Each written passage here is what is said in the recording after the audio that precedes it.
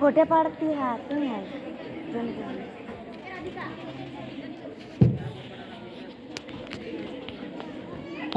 નાટકના જે પાત્ર છે તેમને થોડોક આપણે પરિચય કરીએ. માતા જેનેલિયા, જે માતાનું પાત્ર કરશે. પિતા દ્રષ્ટિ ધોરણ 9, જે પિતાનું પાત્ર કરશે. રાધિકા ધોરણ 9, જે કાકીનું પાત્ર કરશે. દીકરી, બે દીકરીઓ છે જેમાંની પ્રથમ દીકરી જે છે જેનિશા, ધોરણ 9ની વિદ્યાર્થીની. દીકરી નંબર 2, દ્વિતીય દીકરી જેમનું સોનમ, ધોરણ 8. આ કાર્યક્રમમાં ડ્રાઈવરનું પાત્ર જે કરશે એ છે નિતિનસિંહ. શિક્ષક જે છે એ સમીક્ષા, ધોરણ 8ની વિદ્યાર્થીની. આશા વર્કર એક જે છે એમનું પાત્ર કરશે મિત્તલ બેન, ધોરણ 8. ડૉક્ટરનું પાત્ર જે નિભાવી રહ્યા છે એ પ્રિયાંશી, ધોરણ 9. કમ્પાઉન્ડરનું પાત્ર જે કરી રહ્યા છે એ રિયલ, ધોરણ 8. અને સરપંચનું પાત્ર જે કરી રહ્યા છે એ દર્શનાબેન, ધોરણ 8. અને સામાજિક કાર્યકર જે છે દીક્ષિતાબેન, ધોરણ 8માં અભ્યાસ કરે છે. તો આ બાળાઓ દ્વારા સિકલ સેલ જે છે એની જાગૃતિ વિશેનું આપણને એક નાટક રજૂ કરશે અને એના વિશે આપણને સંપૂર્ણ માહિતી એના પછીના ડૉક્ટર સાહેબ પધાર્યા છે વ્યારાથી, એનું બધું જ રહેશે.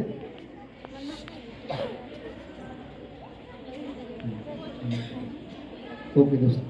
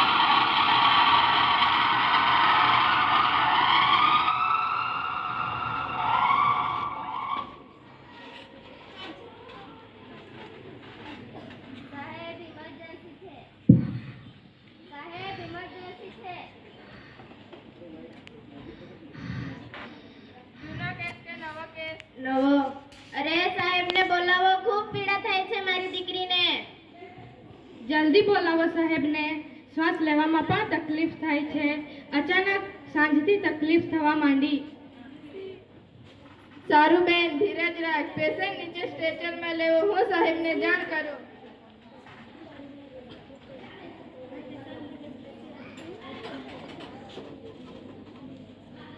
साहेब इमरजेंसी छे. पेशेंट ने मोकलो.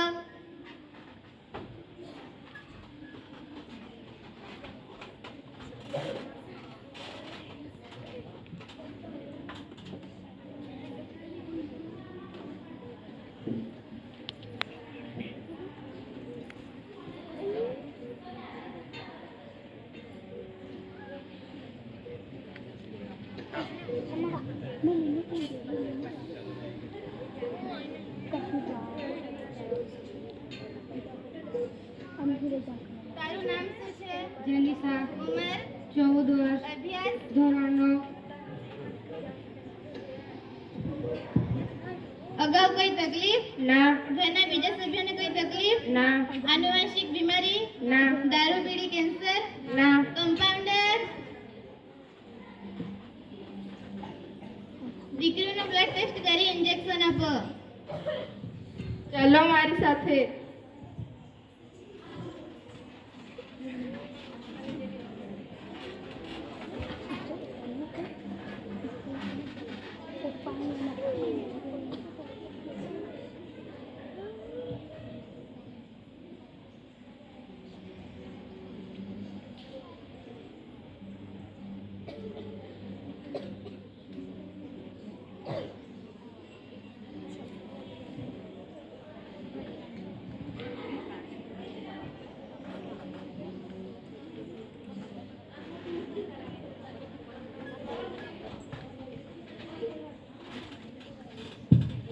સારું છે દીકરા. આજે તો તું સારી થઈ ગઈ, પરંતુ હવેથી કાળજી રાખજે, કારણ કે તને સિકલ સેલ એનિમિયાની બીમારી છે. આ બીમારી એક આનુવંશિક બીમારી હોવાથી જન્મજાત માતા પિતાના રંગસૂત્રમાંથી મળે છે, જેમાં હાથ પગના સાંધા દુખવા, પેટમાં દુખવું, પેટ કઠણ લાગવું, વારંવાર ચક્કર આવવા, માથું દુખવું, તાવ આવવો, અશક્તિ લાગવી, શરીર ફીકું લાગવું, લોહીની કમી દેખાવી, છાતીમાં દુખવું, સાંધાનો દુખાવો થવો, હાથ પગના સાંધા સૂજી જવા જેવા લક્ષણો જોવા મળે છે. આપણે ગ્રામ્ય વિસ્તારમાં ફરજિયાત પીએચસી પર જઈ ઘરના દરેક સભ્યએ સિકલ સેલ સ્ક્રીનિંગ રિપોર્ટ કરાવી બ્લડ ગ્રુપના નોંધ સાથે રાખવો જોઈએ. સાહેબ, અમે ગરીબ અભણ માણસ શું કરીએ? તકલીફ પડે એટલે દોડીએ અને સારું લાગે એટલે પેટીઓ ભરવા મજૂરી કરીએ.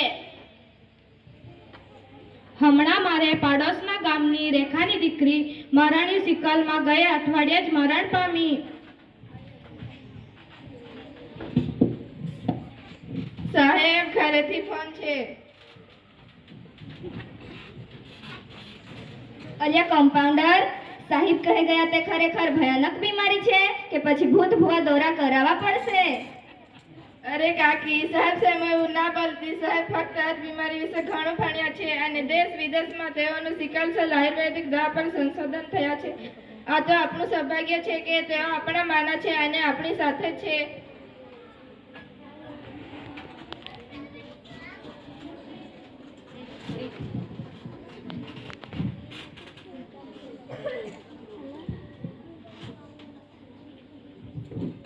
ચાલ દીકરા, ઊંડો શ્વાસ લઈ બતાવ. ફરી એકવાર ચેક કર.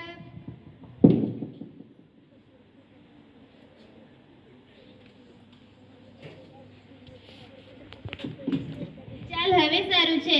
ઘરે જઈને ટામેટાનો સૂપ અને સાથે થોડો ખોરાક લેજે, સાથે દવા પણ લેજે. સાહેબ, શું બિલ થયું? સરસ, 480 રૂપિયા. અને લે આ તારો સિકલ સેલ સ્ક્રીનિંગ રિપોર્ટ. સાહેબ, મારું રિપોર્ટ કરવા સરકાર સાથે વાત થઈ છે, આવતે મહિને બતાવી દઈશ. સરસ, મને ગમ્યું. તારામાં રહેલી આ જાગૃતતા સમજ અને ગ્રામ્યજનોમાં પણ ફેલાવ અને એક તંદુરસ્ત જીવન આપવા આપણા ગ્રામ્ય બંધુઓને પ્રયત્ન કરજે. કમ્પાઉન્ડર સતીશ, આ દીકરીને આપણા સિકલ સેલ સમસ્યા અને સારવાર અને સંશોધનના માહિતી પત્ર આપો કે જેથી વધુ વિગત તમને તંદુરસ્ત અને પીડા રહિત જીવન આપે. સારું સાહેબ, સાથે સમજાવી પણ દઈશ.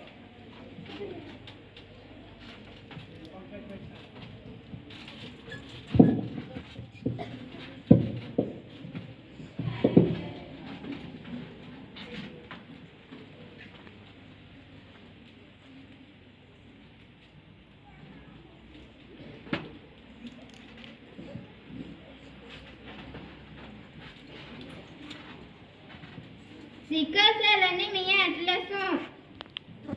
સિકલ સેલ એનિમિયા આયુર્વેદિક પરિભાષામાં જન્મવાલ પ્રવૃત્ત પાંડુ તરીકે કહી શકાય. ઘણી વ્યક્તિઓ પાંડુ શબ્દથી પરિચિત હશે. પાંડુ એટલે લોહીના અલ્પદ્રુક વેરના અનુસંધાનથી લઈ ગીતાના કૌરવ પાંડવ સુધી ઘણા સંસ્કૃત ભારતીય વેદ ઉપનિષદમાં વર્ણન મળે છે. માતા પિતાના આહાર વિહાર આચાર સંયમનો પ્રગટ્ય સ્વરૂપ બીજાકુળ મારફત હાલના ડીએનએ અનુવાંશિકતાઓ સમજે છે અને તેથી જ હાલ આપણે અનુવાંશિકતાઓ સમજે છે જે ડીએનએ આધારિત સંરચના છે. આમ જેના વડીલોમાં સિકલ સેલ એનિમિયાની બીમારી હોય તેના બાળકમાં આવવાની સંભાવના હોય છે.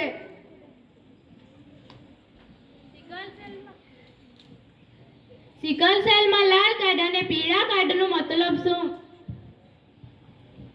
સિકલ સેલ એનિમિયા બે પ્રકારના હોય છે. પહેલો પ્રકાર ટ્રેડ 50% એસસીટી અથવા એચબીએએસ જેમાં પીળો કાર્ડ મળે અને આ પ્રકાર ઓછો તકલીફ આપતો હોય. બીજો પ્રકાર ડિસીઝ 100% એસસીટી અથવા એચબીએસએસ જેમાં લાલ કાર્ડ મળે અને પીડાની લાંબી હારમાળા સાથે હોય.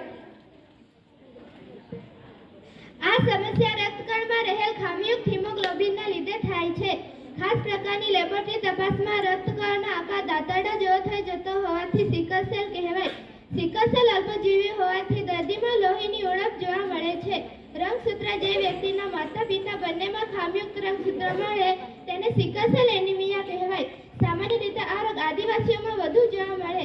જે વ્યક્તિના માતા કે પિતા કોઈ એકમાંથી ખામીયુક્ત રંગસૂત્ર મળે તેને સિકલ સેલ વાહક કહેવાય. જે વ્યક્તિના માતા અને પિતા બંનેમાં ખામીયુક્ત રંગસૂત્ર મળે પરંતુ સિકલ રિપોર્ટ કરાવવો જોઈએ. ઓહો, દુનિયાની બધી તકલીફોમાં નિસહાય આદિવાસી પર. ના બહેન, એવું નથી. આ સમસ્યા વિશ્વના ઘણા દેશોમાં ફેલાયેલ છે. મુસ્લિમ, શીખ, અરબી જેવી હાલના પાશ્ચાત્ય જીવનશૈલીની ઘણી જાતિઓમાં પણ જોવા મળે છે. તો શું સરકાર કશું મદદ સહાય કરતી નથી? સરકાર જાગૃતિ અને સારવાર માટે ઘણા પ્રયત્નો કરે છે. આપણા વિસ્તારમાં પણ સિકલ વર્કર, આશા વર્કર ઘર ઘર માહિતી અને સહાય આપવામાં આવે છે. ચાલ ભાઈ, હવે તું જરી બતાવ કે અમે તંદુરસ્ત રહીએ. ખૂબ સરસ. અમારા ડોક્ટર એવું કહે છે કે prevention is better than cure. મતલબ ખાવા પીવામાં જીવવામાં કાળજી કરો અને સ્વસ્થ રહો. દર્દીના પથ્ય અને અપથ્ય, તમારા બ્લડ ગ્રુપ એમાં સિકલના કાર્ડ હંમેશા સાથે રાખવા અને શક્ય હોય તો પોતાના કુટુંબના દરેક સદસ્યની માહિતી રાખવી. કેફી પીણા, ચા, કોફી, તમાકુ, દારૂ વાપરવા નહીં. પાણી વધુ પીવું. લોહીમાં ઓક્સિજન વધારવા માટે દરરોજ પ્રાણાયામ કરવા અને 6 થી 7 કલાકની ઊંઘ લેવી. ઉજાગરા કરવા નહીં, જાગરણ કરવું નહીં. ખોરાકમાં પારેખ રવાની જરૂર નથી, પરંતુ શારીરિક ક્ષમતા મુજબ પૌષ્ટિક ખોરાક લેવો. લીલી શાકભાજી, પાંદડાવાળી ભાજી, કોબીજ, ટમાટર વધુ ખાવા. સોયાબીન અને રાજમા લેવા. ઋતુ મુજબના ફળો વાપરવા. માંસાહારમાં ચિકન અને ઈંડા વાપરી શકાય. ટીવી, વિડીયો ગેમ, આધુનિક ઉપકરણનો ઉપયોગ વધુમાં વધુ 20 મિનિટ કરવો. દર 3 મહિને રક્ત પરીક્ષણ કરાવી પોતાના ફેમિલી ડોક્ટરને બતાવવું. સંશોધન આધારિત આયુર્વેદિક દવા TIHM પીડા રહિત તંદુરસ્ત સ્વાસ્થ્ય આપે છે, પ્રદાન કરે છે. ચાલો હવે આપણે ઘરે જઈએ. અરે દીકરી, તું ખૂબ સ્વસ્થ લાગી રહી છે. હા સરપંચ સાહેબ, ડોક્ટર દેસાઈ અને તેઓની TIHM ના લીધે ઘણી ઝડપીથી સ્વસ્થ બની. ડોક્ટર દેસાઈ અને તેઓના સ્ટાફે આત્મીય રીતે સારવાર આપી અને સમજાવ્યું. ચાલતો હોય તું પણ ગ્રામજનોમાં સિકલ સેલ એનિમિયાની બીમારી અંગે જાગૃતિ ફેલાવ. આ વિષયની એકમાત્ર સીધા રક્તકણ પર અસર કરતી આયુર્વેદિક દવા TIHM અંગે માહિતી આપ. ખરેખર સંજીવની સમાન દવા છે. ન જાણે અમારા જેવા કેટલાય મા બાપ આ દવાની રાહ જોતા હશે. ખરેખર આપણે આ દવા TIHM સસ્તી, સરળ અને અસરકારક એવી અમૃત છે. એવું કહેવાય છે, સારું કામ કરવું અને સારા કામના ભાગીદાર થવું એ સમાન છે. આવા સુંદર કાર્ય આપણે જન જન સુધી, ગામ ગામ સુધી, દેશના આખામાં સિકલ સેલની બીમારી સુધી પહોંચવાનું કામ આપણે કરવું પડશે. અમે પણ આ દવાની માહિતી લોકો સુધી પહોંચાડીશું. હું પણ. અને તમે બધા એક પીડા રસપ્રદ જિંદગી માટે TIHM અપનાવો. અરે ઊભા રહો, મારે કંઈ કહેવું છે. મને સિકલ સેલ ડિઝીઝ છે. હું પણ 2008 થી ધન્વંતરી ક્લિનિક ડોક્ટર અતુલ દેસાઈની દવા TIHM નિયમિત લઉં છું. હું આજે એન્જિનિયર બની ગઈ અને મારો જીવન નિર્વાહ જાતે કરવાનું હું કરી શકું છું. 2007 પહેલા મારા માતા જે એક નર્સ છે, તેમને રોજ હોસ્પિટલ કે દવાખાને લઈ જવું પડતું. બાટલા, લોહી, દવાની પાછળ આર્થિક પાયમાલી પડતી. ભણવાનું અઘરું પડતું. પરંતુ 2008માં સ્વસ્થ અને તંદુરસ્ત સ્વસ્થની વિશ્વની પ્રથમ સિદ્ધિ સિકલ પર અસરકારક TIHM ને લીધે બધું શક્ય બન્યું. હવે મારી લોહી ચડાવવું પડતું નથી, બરડ કે પેટમાં તકલીફ થતી નથી, સાંધા દુખતા નથી, વારંવાર દવાખાને જવું પડતું નથી. ટૂંકમાં કહું તો પીડા રહી તંદુરસ્ત જીવનની ડોક્ટરની દવા અને સલાહથી મળ્યું. અસ્તુ. ગામડો રોડો રે મારો ગામડો રોડો, ગામડો રોડો રે મારો ગામડો રોડો. એકબીજાને ઓળખે ને એકબીજાને પારખે, એકબીજાને ઓળખે ને એકબીજાને પારખે, એકબીજાનું સુખ દુઃખ અહીંયા થાય છે યારો, એકબીજાનું સુખ દુઃખ અહીંયા થાય.